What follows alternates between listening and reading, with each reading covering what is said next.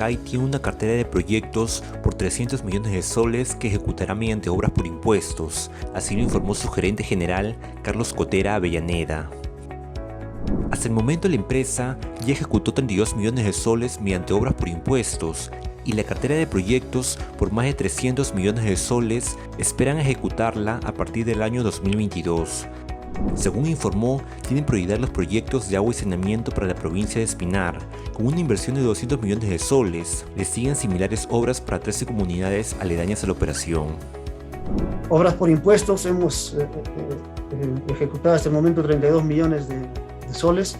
Tenemos en cartera cerca de 300 millones de soles en obras para agua potable, sobre todo para la provincia, y también para almacenamiento de agua en las partes altas de la región.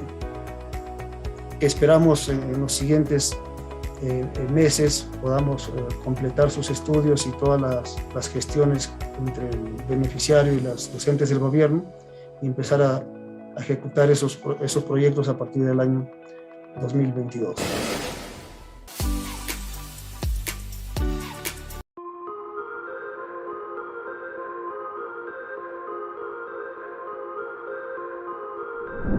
Tenemos más de 25 escuelas de minas, es decir, producimos en cantidad un número mayor al requerimiento de la industria, es decir, ahí hay un descalce, nuevamente un ejemplo de falta de planificación. Tenemos muy pocas escuelas técnicas de formación de minas, hay escasamente 3, digamos, reconocidas, así como dije, como universidades hay 25, ¿no? Y ese es un primer punto de atención y de reflexión, ¿no?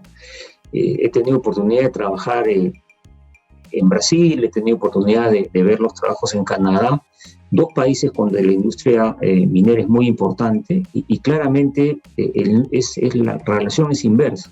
Hay más escuelas técnicas de minería que escuelas donde formamos ingenieros de minas.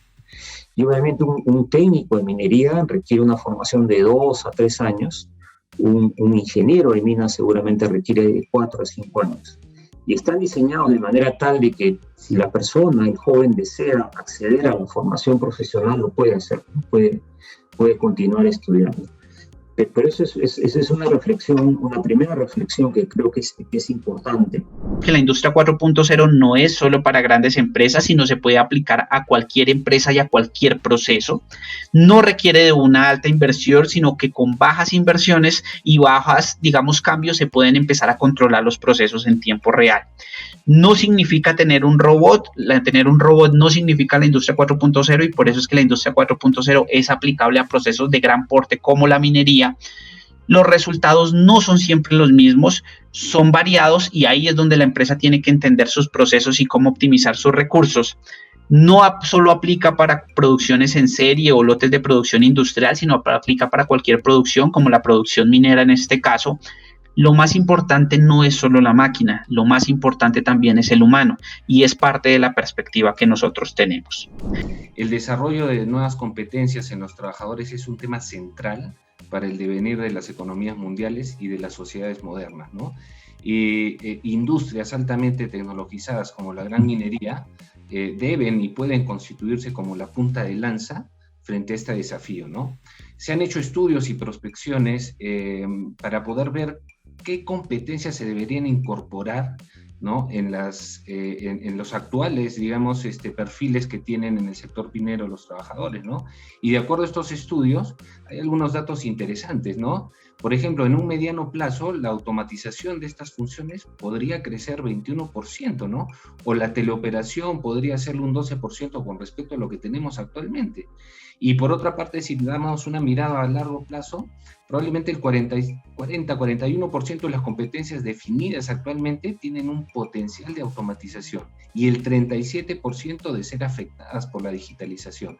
Entonces, para nosotros la educación o la formación o la capacitación son trabajos adicionales, no es nuestro trabajo mayor. El trabajo mayor es dar consultoría, de inventar tecnologías nuevas, probarlos, ofrecerlos a la industria minera y de esta manera elaborar ganancia para vivir en este grupo, como le he explicado. Cuando trabajamos con los jóvenes, tanto de las universidades como los profesionales que vienen a las capacitaciones, recibimos bastante enriquecimiento porque ellos tienen preguntas, son curiosas y de esa manera nos obligan con nuestros pensamientos, con nuestros conceptos de ajustarlos siempre a la demanda de cada uno de los grupos o de las organizaciones de donde vienen a recibir formación o capacitación ahí en nuestro centro. Mind Alliance en sí mismo tiene 70 instituciones que son de la industria, de también el desarrollo, innovación, tecnologías de recursos, y siempre también estamos trabajando con ONGs, políticos, el sector de educación, toda la sociedad. Para encontrar siempre una solución holística. Tenemos, por ejemplo, también 5 laboratorios. Tenemos aquí 3 relaves y también trabajamos con proyectos en todo el mundo. Y aquí tenemos un grupo que trabaja en encontrar las soluciones, y una vez que encontramos soluciones las queremos ofrecer a todo el mundo. Y en sí la idea es que toda solución sea apoyada por la sociedad.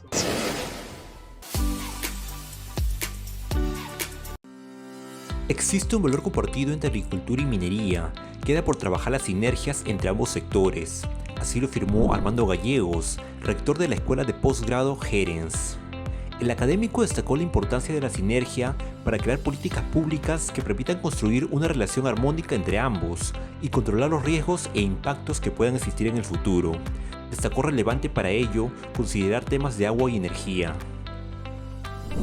Gallegos puso como ejemplo de sinergia el caso de Cayabeco y Moquegua, en donde el 80% del agua que usarán en sus operaciones será proveniente del río Titire, así como la construcción de la presa Vizcachas, que inicialmente iba a tener una capacidad de 28 millones de metros cúbicos para sus operaciones, pero que se incrementó a 60 millones de metros cúbicos para compartir dicha presa con la región.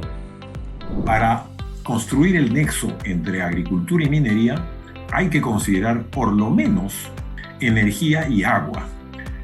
Tenemos que trabajar las interrelaciones y la manera como pueden construir sinergias entre sí estos sectores.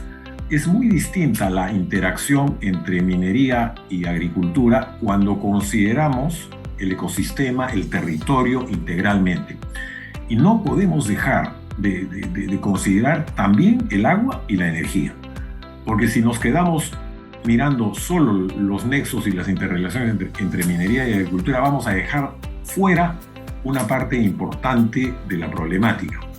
Y no nos va a ser posible construir una relación armoniosa entre agricultura y minería. Políticas públicas que permitan construir esa relación de manera armónica.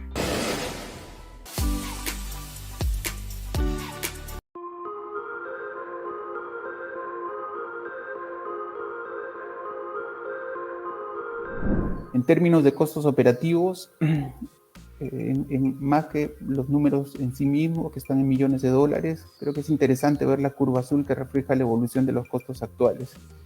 En mantenimiento planta tuvimos un incremento consistente del 2016 al 2018. 2019 se estabilizó el costo de operaciones mina y fuimos capaces de tener una reducción importante hacia el 2020. En mantenimiento planta tenemos una curva similar, ¿no? Un incremento hasta el 2018, un punto de quiebre en ese año y una tendencia a la baja hacia adelante.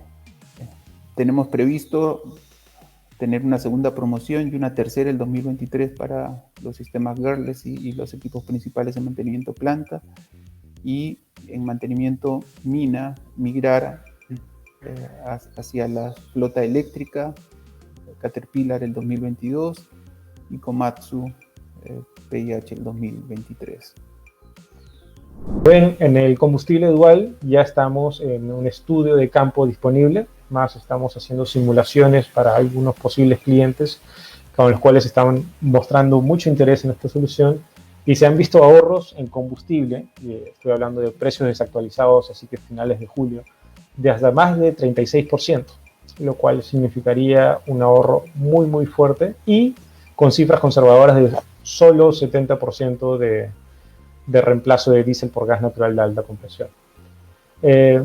Por otro lado, esto es una solución global, entonces algo que ya ha sido probado en el mundo y por lo tanto es algo que estamos muy ansiosos de poder decir, espero el próximo año, que ya tenemos en algunas operaciones en el Perú esta solución funcionando. Bueno, ¿cuál es el plan de ejecución de San Gabriel?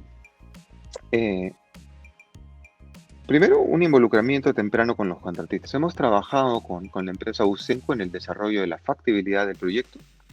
Ya hemos logrado culminar la factibilidad y presentar esto en nuestro directorio y estamos a la espera de la última licencia de construcción para iniciar operaciones, esperamos, en la primera mitad del siguiente año. Los equipos principales y secundarios están en proceso de licitación. La idea es comprarlos y que esa ingeniería de detalle inicie lo antes posible, comprar las estructuras metálicas y el resto de los materiales va a ser una combinación entre compras de Buenaventura y compras de los contratistas.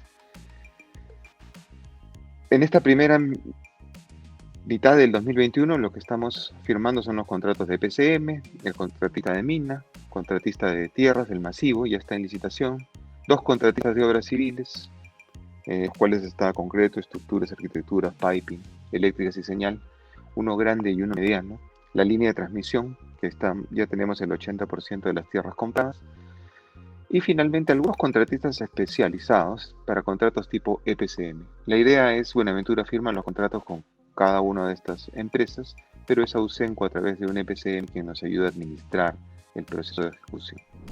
¿Qué es el FIT? Es una solución de monitoreo de calidad de aceite y de filtración. Esta información fluye en tiempo real a través de la telemetría. Es una solución que maximiza el tiempo de la actividad del equipo, ¿no? Del componente, lo que obviamente eso decanta en productividad. Se basa en sensores inteligentes, en tecnología y lo que es filosofía de IoT y analítica avanzada. Va a ayudar obviamente también a través de los datos, que no solamente nos diga de repente, pues, oye, voy a cambiar un filtro, voy a hacer otra cosa, sino también es información cuando ya fluye en tiempo real de la forma como fluye, también es una información que puede servir para otro tipo de análisis, ¿no? A través de la analítica de datos hoy en día se pueden hacer muchas cosas con la información y puede ayudar a anticiparte tanto en temas operativos como también en temas incluso logísticos, ¿no?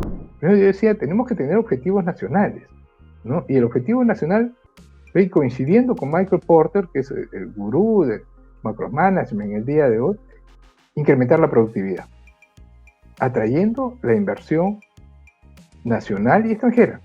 Necesitamos fortalecer las competencias de nuestro recurso humano. ¿Para qué? Para combatir la pobreza. ¿Y cómo se fortalece las competencias del capital humano? Mejorando la calidad de la educación. Porque cuando una persona tiene mejores competencias, es obvio que a futuro va a ser más productivo, por consiguiente va a ganar más, y el riesgo de que caiga en condiciones de pobreza va a ser mucho menor.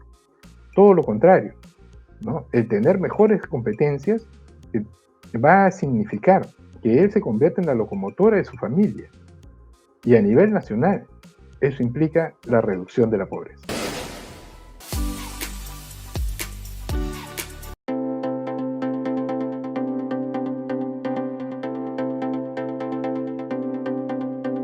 Yo creo que una visión de desarrollo territorial es fundamental.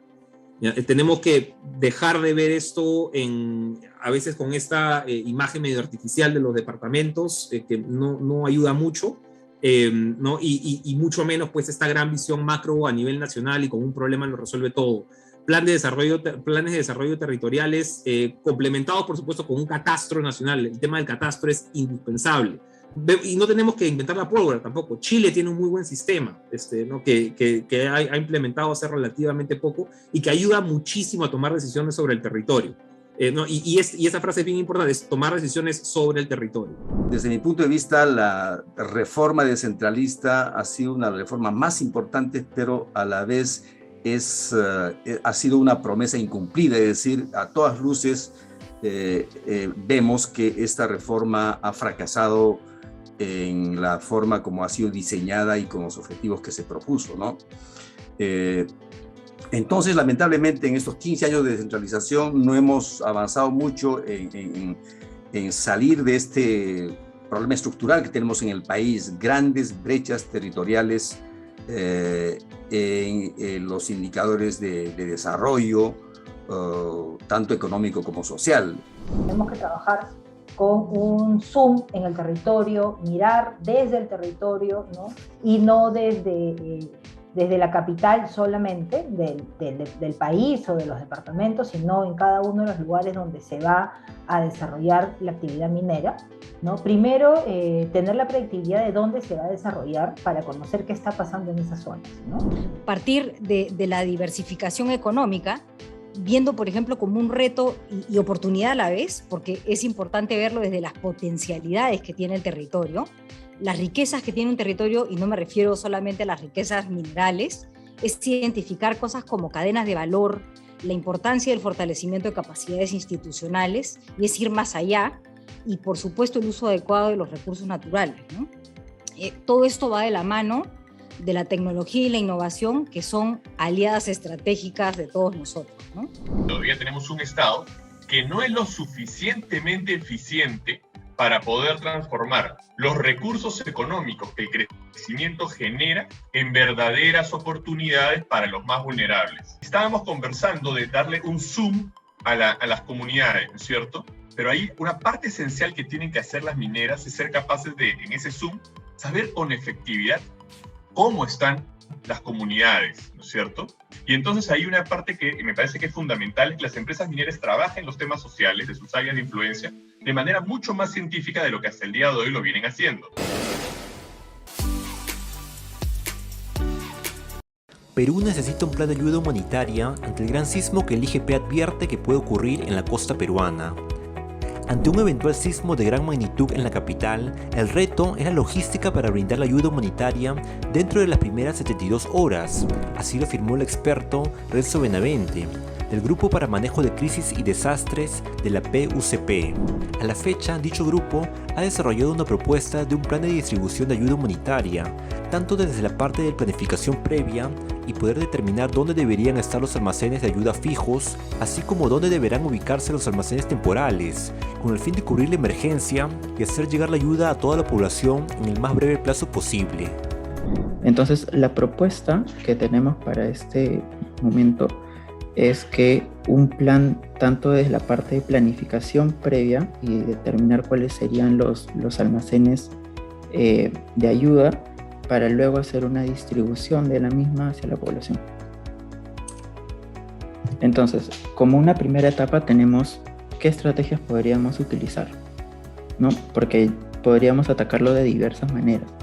Entonces, para poder elegir una adecuada, tenemos algunas áreas de decisión, como por ejemplo, qué cantidad de almacenes deberíamos tener, quizás como lo tenemos ahora, uno por departamento o más uno por distrito. El tipo de almacenes, en el sentido si es que van a ser ya fijos, construidos de material noble, o temporales para el momento de ocurrido el desastre. El tipo de ayuda, si es que va a ser, por ejemplo, alimentaria, de medicinas, no alimentaria, que es, por ejemplo, cobijas, utensilios. Y el origen de la ayuda, por ejemplo, si es que va a ser del presupuesto que tiene INDECI anualmente, o si es que van a ser donaciones nacionales, extranjeras, etc.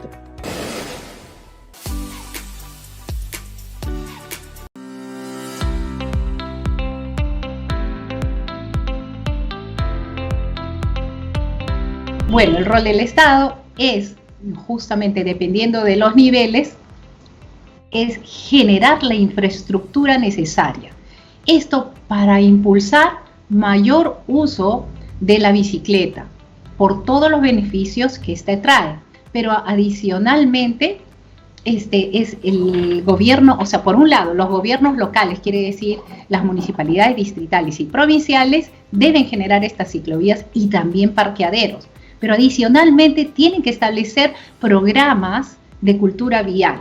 Hay que sensibilizar a la sociedad para poder aceptar el cambio, ¿no? Entonces, si nosotros ofrecemos una infraestructura o las municipalidades ofrecen infraestructura y hacen que se cumpla con el uso adecuado y con el diseño adecuado, porque ahí estamos viendo también que muchas veces el diseño no permite, ¿no?, que cumpla con su función, ¿no? Si vamos a tener ciclovías que no tienen los anchos mínimos, que no son segregadas, que no están demarcadas, en realidad no vamos a proveer ningún comportamiento adecuado, porque el ciclista va a preferir transitar por un sitio que considere más seguro o más cómodo.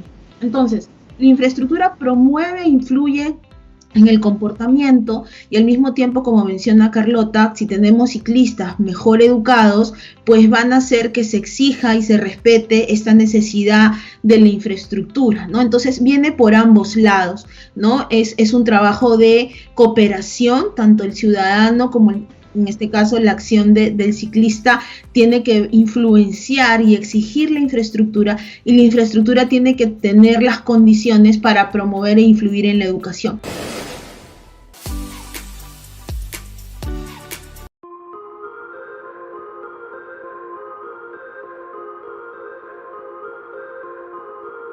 Como vimos, el número de MIPES ha caído casi a la mitad y estamos retrocediendo a niveles de hace casi 10 años. Estamos hablando de lo mismo que en el tema de pobreza, por ejemplo. El retroceso ha sido enorme. Hoy, dadas las condiciones que, como explicó Rafael, tanto internacionales como nacionales, más el panorama político local, lamentablemente no nos permite ver con optimismo una recuperación de los niveles del emprendimiento, del número de MIPES, ni el empleo en MIPES prepandemia, digamos. Eso es algo que se va a hacer muy difícil, va a ser un trabajo de muchos años para poder recuperar esos niveles, y lo mismo va a ocurrir con la informalidad, ¿no? No vemos un panorama, como te digo, claro, de recuperación del sector. De pronto, algunos emprendimientos relacionados, por ejemplo, en el sector exportador, al sector minero, los que estén encadenados con este boom que hay de commodities, del que se está beneficiando las empresas mineras. Entonces, el encadenamiento de esas empresas MIPES que sean proveedoras de empresas mineras, por ejemplo, en el sur del Perú, probablemente sí van a crecer, van a mejorar su situación. De pronto hay algunas que van a poder desarrollarse ahí.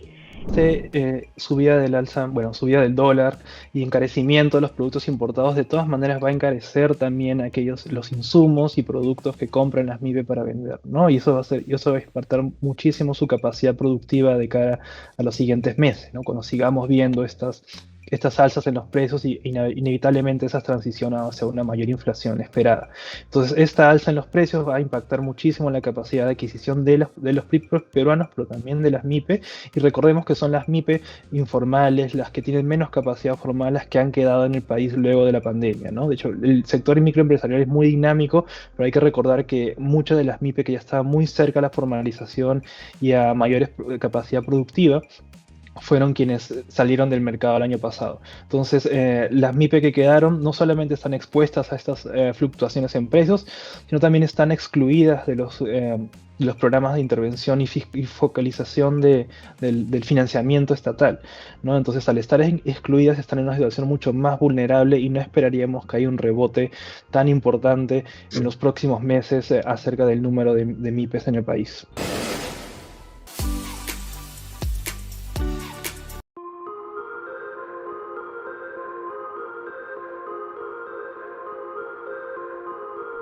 ¿En qué consiste el proyecto Minco? Este proyecto integra principalmente un proceso de punta a punta. ¿Qué quiere decir punta a punta? El nombre lo menciona, el Minco viene de mina y CO es de la concentradora, en el que nosotros buscamos realizar un modelo que optimice cobre fino a partir desde el origen del mineral, desde la mina hasta la flotación primaria. Chuquicamata tiene la particularidad de tener 3 orígenes distintos de mineral, 3 fuentes distintas. Tenemos en primer lugar la mina Rajo, también tenemos la mina subterránea y también tenemos mineral de Rodomiro Tomic, DRT. Ya, entonces, dentro de nuestros modelos, nosotros buscamos cuál es la mezcla que nos busca optimizar cobre fino de estos 3 orígenes. También buscamos a partir de la molienda convencional y la molienda SAG, que es lo que nos permite optimizar el cobre fino, modelando el tratamiento. El tema del ChemScan, igual empezamos a trabajar haciendo análisis modal en el tema del relave Raffer, el relave Cleaner Scavenger, con más incidencia del relave Cleaner Scavenger, porque al ser un menor flujo y tener más ley, pues las oportunidades de mejora puedan ser presentadas como casos de negocio. Entonces ahí es donde hemos hecho todo el estudio, hemos estado haciendo bastante evaluación y hemos confirmado básicamente que la cantidad de oro que está asociada a sulfuros están obviamente en tamaños menores a 37 micrones, lo cual nos da idea de poder encontrar alguna alternativa tecnológica que nos permita poder incrementar o maximizar la recuperación y reducir las pérdidas en ese flujo que va a la presa de relaves. Uno de ellos que lo trabajamos fue básicamente una serie de pruebas para identificar las posibles tecnologías que nos puedan ayudar. Trabajamos con remolienda ultrafina y cianuración, trabajamos con cianuración previa y después flotación. Trabajamos con cianuración y el circuito HPOX, High Pressure Oxidation. De los 3 tests nos dimos cuenta que en definitiva el último test, que es con el High Pressure Oxidation, nos daba mejores resultados en el tema de recuperación. Y era lógico, lo que detectamos es que en estas pruebas el P80 inicial y el P80 final eran menores, lo cual nos indicaba que el proceso destruía de alguna manera la partícula, y cuando lo llevábamos al proceso de cianuración, permitían mejorar o maximizar el contacto del cianuro con el oro.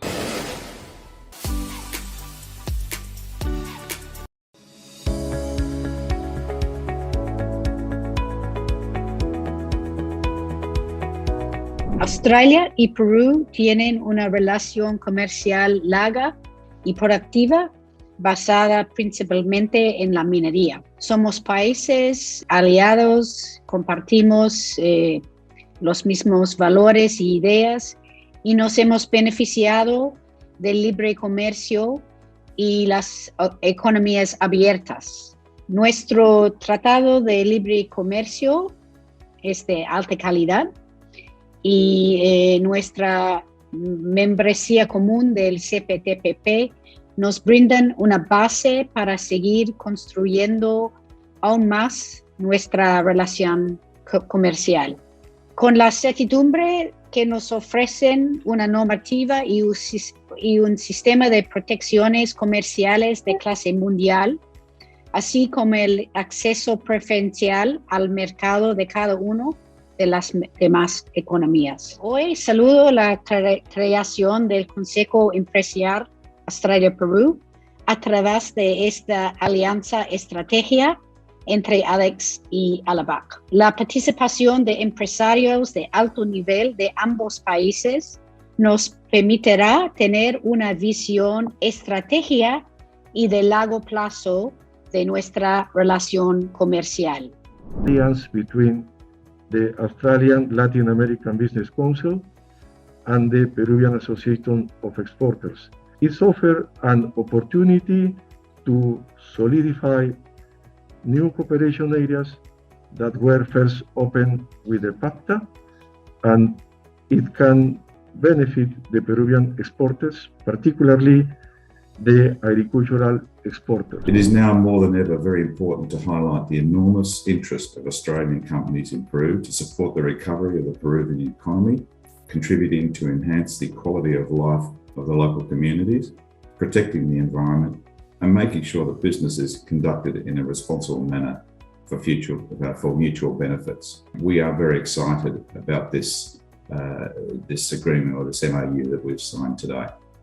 It's wonderful to be able to work with our counterparts in the region and our friends both in Australia and... Este convenio contribuye al fortalecimiento de las relaciones económicas bilaterales entre Perú y Australia, lo cual es clave para la recuperación de nuestras economías en una etapa post-pandemia. Desde el Ministerio de Comercio Exterior y Turismo consideramos que este convenio es un instrumento muy importante para fortalecer aún más la sólida relación comercial que tenemos con Australia. Hoy el sector empresarial de Perú y Australia damos un paso muy importante para estrechar los vínculos con el objetivo de impulsar el comercio y las inversiones entre nuestros países, así como ser una fuente de propuestas para nuestros gobiernos para potenciar la relación bilateral. En los últimos años, ambos países hemos avanzado mucho en acercarnos a nuestra participación conjunta en el Foro de Cooperación Asia-Pacífico, mejor conocido como APEC. Se ha sumado la puesta en vigencia del Tratado de Libre Comercio entre Perú y Australia, y en algunos días más la entrada en vigor del Acuerdo Comprensivo y Progresista de Asociación Transpacífico, conocido como el CPTPP. Asimismo, esperamos que en los próximos meses culminen las negociaciones entre Alianza del Pacífico y Australia para darle una bienvenida como un nuevo miembro asociado al bloque económico más dinámico de América Latina. Es decir, los empresarios tenemos a nuestra disposición importantes herramientas que debemos aprovechar para profundizar nuestro comercio bilateral y sobre todo en lo que respecta a productos con valor agregado, productos innovadores y con un importante contenido tecnológico. Realmente que hoy Eric y Richard puedan conjuntamente firmar este memorando de entendimiento y echar a correr este Consejo Empresarial Australia-Perú, que estoy seguro que va a poner lo mejor de sí para poder impulsar las relaciones empresariales, de inversión, de comercio entre ambos países y ser también una fuente de propuestas proactivas y, por supuesto, de asesoría empresarial para nuestros gobiernos. Así que, nuevamente, muchas gracias a todos. Es un momento especial, estoy seguro, para Álava y para ADEX y en general para el sector empresarial de ambos países, y estamos seguros que vamos a tener muchos éxitos en el futuro cercano.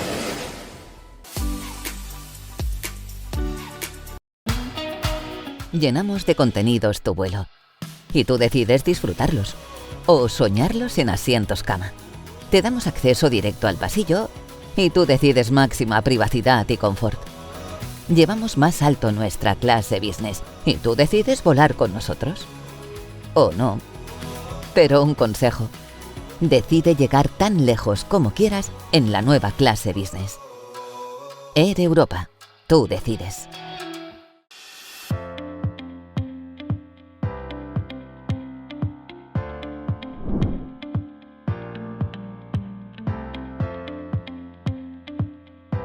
Empecemos desde el principio, como se dice, ¿no? En el año 2014 empiezan pues una serie de cortes y de ataques a la tubería del oleoducto que se dieron con más frecuencia en los años que vinieron después, en el 2016, 2017 también, ¿no? Entonces, en primer lugar, lo que hay que tener en cuenta y lo que yo siempre intento comunicar y que la gente también entienda esto, es que la industria del transporte de los hidrocarburos es una industria de riesgo, ¿no es cierto? Es una industria de alto riesgo, y en las industrias con riesgo las contingencias pasan, independientemente de que si la contingencia, si es que es un corte, si es que es un evento natural, si es que es un evento operativo, dejemos eso de lado un momentito, pero en las industrias de riesgo las contingencias pasan, ¿no? Y la gran ventaja aquí y el gran kit está en si las empresas están preparadas o no. Y por supuesto que Petroperú, al ser una empresa formal, está preparada para ello. Y ante una contingencia, una buena práctica de las empresas del sector hidrocarburos es aplicar el llamado plan de contingencia, ¿no? El plan de contingencia es una práctica estándar que tiene 3 acciones: las operativas, las sociales y las ambientales, y se aplicaron. Entonces, desde el año 2014, como te decía, que se dio, como yo digo, las primeras de las últimas contingencias, se empezó con eso, ¿no? Se empezó con la aplicación de los planes de contingencia específicos, con acciones de carácter operativo, de carácter social y con las remediaciones ambientales asociadas, ¿no? Para cada sitio, para cada una de las contingencias que hubo, que ha habido como 20 tantas o 30, para cada una de ellas, Petroperú aplicó el plan de contingencia, ¿no? Y ese plan de contingencia al final lo que busca en la parte ambiental del proceso, porque como te digo hay una parte operativa, una parte social y una parte ambiental. Lo que se busca con la parte ambiental, que creo que es el foco de lo que me estás consultando, es remediar ambientalmente los sitios impactados, ¿no? Hasta estándares legales y de tal manera de llegar a una situación lo más parecida que se puede y que la técnica lo permita a la situación similar que había antes de la contingencia. Entonces, eso se ha hecho en todos los casos.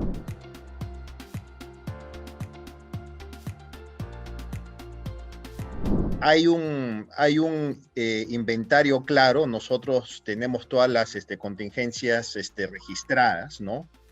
Y existe, pues, creo que en nuestra página web hay informes sobre el tema, y ahí se dice cuántas contingencias fueron, en qué lugares fueron, tenemos incluso mapas, ¿no es cierto?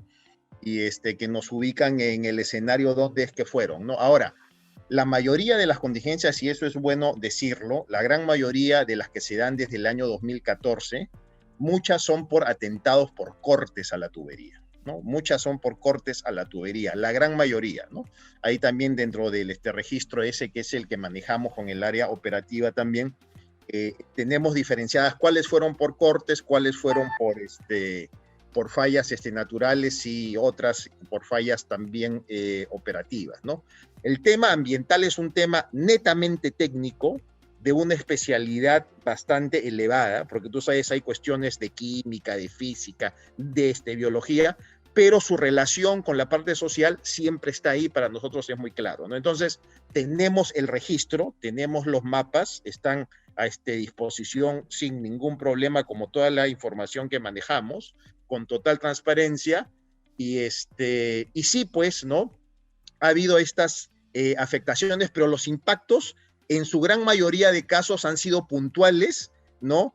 Y se han circunscrito a estas zonas industriales del oleoducto norperuano. Ha habido por ahí algunos sí, que han salido de una u otra manera, pero de manera muy puntual y muy controlada, y la gran mayoría ha estado contenido en el tramo 1, como te digo, en el llamado canal de flotación, que es esta infraestructura de seguridad que el oleoducto norperuano tiene, ¿no?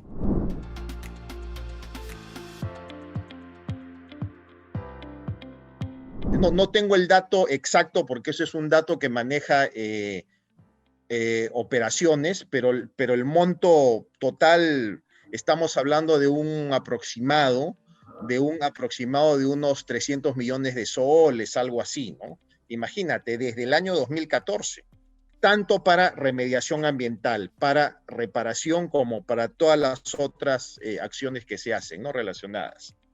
Aproximadamente estamos en ese monto, porque el año 2014 fue un año donde tuvimos, si no me equivoco, 4 contingencias. En el año 2016 hubo varias, hubo 12, 13.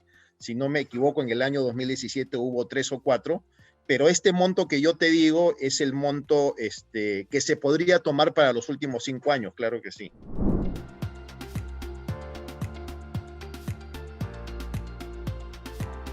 Bueno, el oleoducto norperuano tiene todo un plan de mantenimiento preventivo, ¿no? O sea, tú sabes, es una tubería que son más o menos aproximadamente 1.060 kilómetros, ¿no? 1.100 kilómetros aproximadamente en sus 3 tramos, ¿no? Entonces, existe todo un plan operativo, tanto de mantenimiento, de inspecciones, de vigilancia, que incluyen al oleoducto norperuano, ¿no?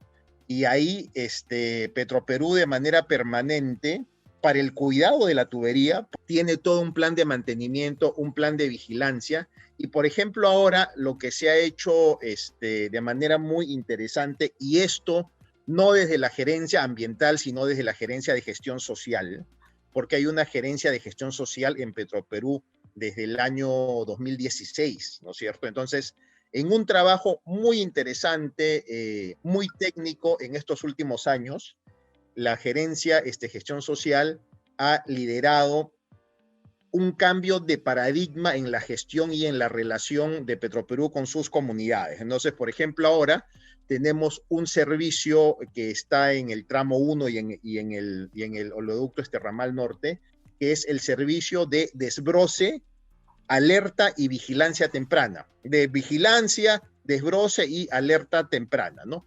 Y lo que se busca es que la gente de las comunidades, justamente, ¿no?, sean los aliados de Petroperú en vigilar la tubería, ¿no es cierto? Porque pasa por donde ellos están, ¿no? Entonces, esto ha tenido mucho éxito y en los últimos tiempos, por ejemplo, en el tramo 1, donde tuvimos en estas épocas que te digo, desde el año 2014 hasta el año 2017, 18, varios ataques a la tubería prácticamente han desaparecido. O sea, si tú ves qué cosa, o sea, cómo es que se han dado todos estos ataques o todas estas contingencias en general, vas a ver que en los primeros años 2014, 2016, 2017 eran muy altas y en los últimos 2 años han bajado bastante. Justamente por eso, ¿no? Y porque existe pues un plan ya no solamente de contingencia reactivo, sino un plan preventivo que en los últimos años se ha reforzado también, ¿no?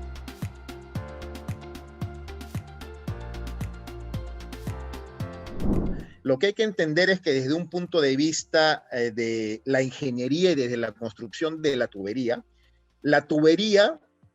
está hecha para tener, si se le cuida bien y si se le mantiene bien, y eso no lo digo yo, sino lo puedes corroborar en los estándares internacionales, una tubería puede durar 100, 200, 250 años, ¿no es cierto? Porque es una tubería que tiene diferentes protecciones. Tiene la protección catódica, por ejemplo, ¿no? Tiene unos recubrimientos especiales, ¿no? Tiene toda una tecnología desde su construcción hasta su instalación y hasta su operación. Ahora, entonces, nuestra tubería está muy bien, ¿no? O sea, tanto el tramo 1 como el oleoducto ramal norte como el tramo 2 se hacen permanentes inspecciones, ¿ah? Porque esa es otra duda que tiene la gente. ¿Cómo es que sabemos que la tubería está bien? Entonces, se utilizan inspecciones que son costosas, como la llamado, debes haber escuchado por ahí, el llamado chanchito inteligente, ¿no? El chanchito inteligente es como un robotito, ¿no es cierto?, más o menos largo, que se pone en uno de los extremos de la tubería y va pasando por adentro de la tubería, ¿no? Y se demora, por ejemplo, desde la estación 1 hasta la estación 5, se demora un mes o algo así, de ahí hasta los otros puntos, y va midiendo el interior de la tubería, cómo está en su espesor, cómo está en su corrosión, cómo está en su estructura general. Y ese chanchito va registrando, ¿no?, el estado físico-químico de la tubería. Y eso de ahí se ha hecho, eso se hace según un programa que tiene el oleoducto norperuano. Y si no me equivoco, dato a corroborar también, se ha hecho últimamente en los 3 tramos en los últimos 5 años. En los últimos 5 años, que es como manda el estándar, ¿no es cierto?, se han hecho los análisis con esta herramienta inteligente llamada chanchito inteligente, ¿no? Entonces, existe esto, existen los planes de mantenimiento preventivo, existen las inspecciones, existe la vigilancia del oleoducto norperuano, esta gestión que es la que te comentaba del sistema de vigilancia y alerta temprana con las comunidades, y existe también, ¿no?, los convenios que tiene Petroperú con las fuerzas del orden, ¿no? Porque como todas las otras empresas, nosotros coordinamos también con la policía estos temas, ¿no?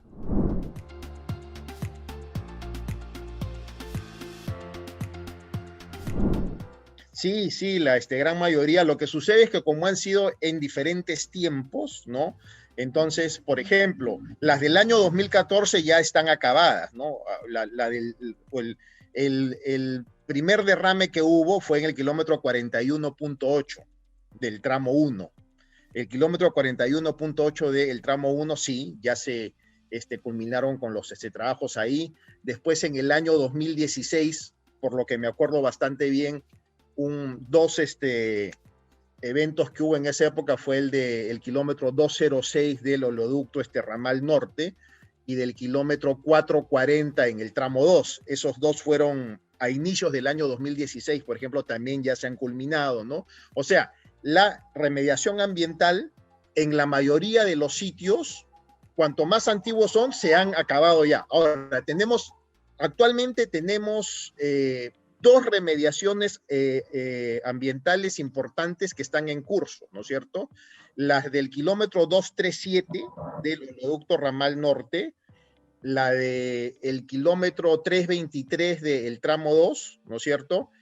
Y una en donde estamos reiniciando, porque por cuestiones de la pandemia nos hemos quedado también por ahí en algunas en actividades a medias, ¿no? En el kilómetro 193 del oleoducto Ramal Norte también son trabajos que están, diríamos, en su parte final, ¿no? Para cada una de estas acciones de remediación ambiental, Petroperú lo que hace, como todas las empresas del sector, es contratar a empresas especializadas, ¿no? Porque la remediación ambiental es un trabajo especializado, ¿no? Entonces, después de aplicar el plan de contingencias, o en el marco del plan de contingencia, mejor dicho, después de haber reparado la tubería con esa primera etapa de la que te conversaba, de la que te comentaba, que era la parte operativa, ¿no? Después de haber ubicado el corte exactamente, de reparar la tubería, ¿no? Sigue la parte de atención social a la gente que suela o que diga que está afectada por el oleoducto, sin que esto signifique que uno está aceptando que ha habido afectación, porque eso tiene que ser analizado. Entonces, después viene la parte ambiental, y como parte de la parte ambiental se hace pues la primera respuesta y la remediación ambiental, que es lo que sigue, que pueden ser proyectos de 1, 2 o 3 años, ¿no? Dependiendo de cada situación.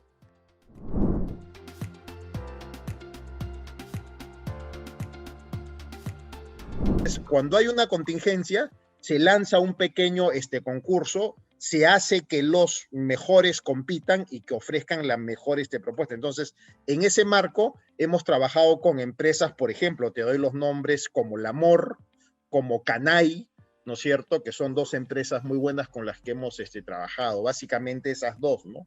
Que son líderes en sus rubros. Y para las evaluaciones ambientales, ¿por qué? Porque cuando hay una contingencia, tú tienes que tener una evaluación de cómo está la situación, cuál es el impacto, ¿no? Porque primero te tienes que ver hasta dónde llega el impacto, si es que ha habido derrames, si no ha habido, si es que hay elementos del ambiente más afectados o no. Entonces tienes que lanzar una evaluación ambiental. Entonces Petroperú hace 2 concursos básicamente, desde lo ambiental, ¿no? La evaluación ambiental y la remediación ambiental, ¿no? La evaluación ambiental está orientada a hacer monitoreos, a definir las áreas afectadas y a ir controlando el avance de la remediación ambiental a través de análisis físico-químicos, por ejemplo. Y de al final del proceso de remediación ambiental, verificar que se haya cumplido con los objetivos de remediación. Entonces, tenemos 4 empresas con las que Petroperú trabaja por lo general, que son las que han sido adjudicadas después de un concurso para cada caso, que son Lamor, Canay, ERM y la empresa Tema, ¿no? Con esas 4 empresas son con las que hemos trabajado últimamente.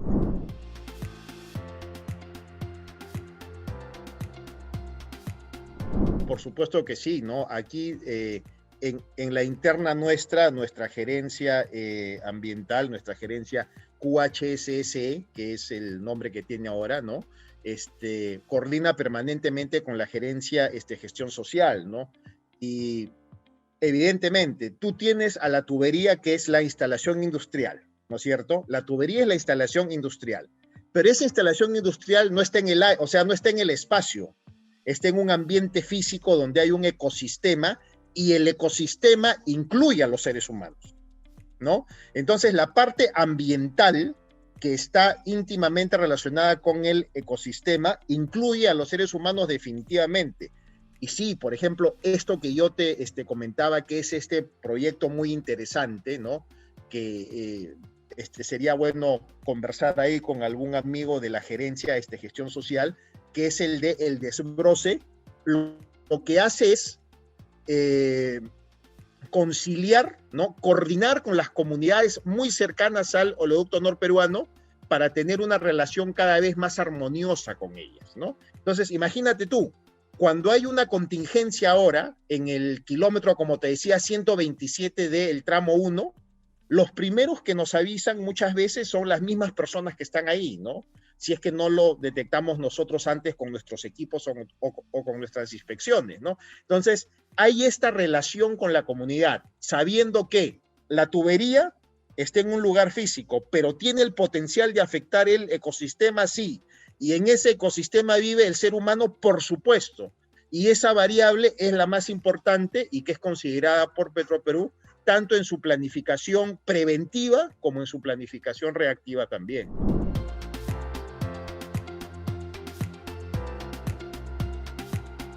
En temas ambientales en general, Petroperú tiene diferentes proyectos, ¿no es cierto? Por ejemplo, el oleoducto es una cosa, como tú bien lo conoces, pero la mayor inversión que está haciendo Petroperú relacionada con el ambiente tiene que ver con el clima. Tiene que ver con el clima. Tú debes de conocer perfectamente que uno de los objetivos de desarrollo sostenible es acción por el clima, ¿verdad? ¿No? Entonces, en este objetivo grande, lo que todos los seres humanos y todos los actores de la sociedad debemos buscar es tener un aire más limpio.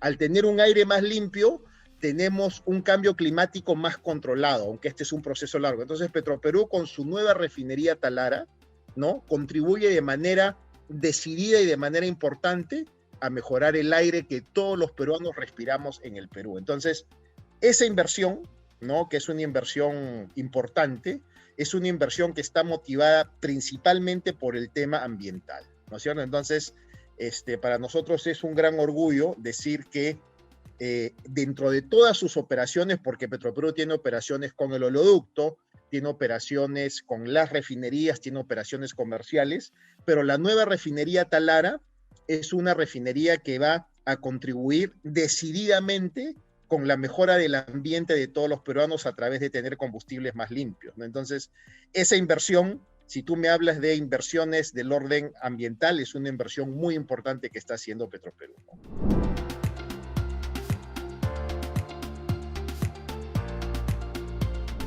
La refinería Talara va a producir 95,000, va a tener la capacidad de procesar 95,000 barriles al día, 95,000 barriles de crudo, ¿ya? Pero el Perú produce mucho menos. Aproximadamente el Perú está produciendo, si no me equivoco, 30,000 barriles al día, el Perú, aproximadamente, ¿no? Pero Talara puede procesar 95,000. Así que la nueva refinería Talara está preparada para absorber toda la producción nacional de crudo, ¿no es cierto? Y el diferencial lo traemos del mercado externo. Así que eso está programado y está preparado para que sea así.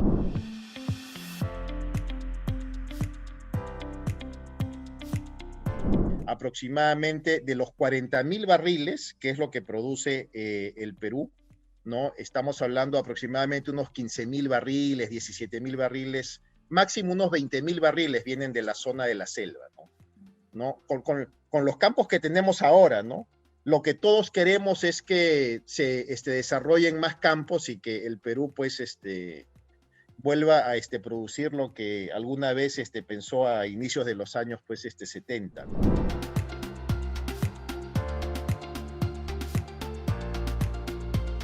El lote 8 está, el operador es Pluspetrol Norte, ¿no?, que es una empresa privada de origen argentino, y hasta ahorita lo que sabemos es que tiene algunas discrepancias con el Estado peruano, ¿no? Entonces, el lote 8 no está produciendo ahora, y el lote 192 tampoco, pues, ¿no? Porque se encuentra ahí.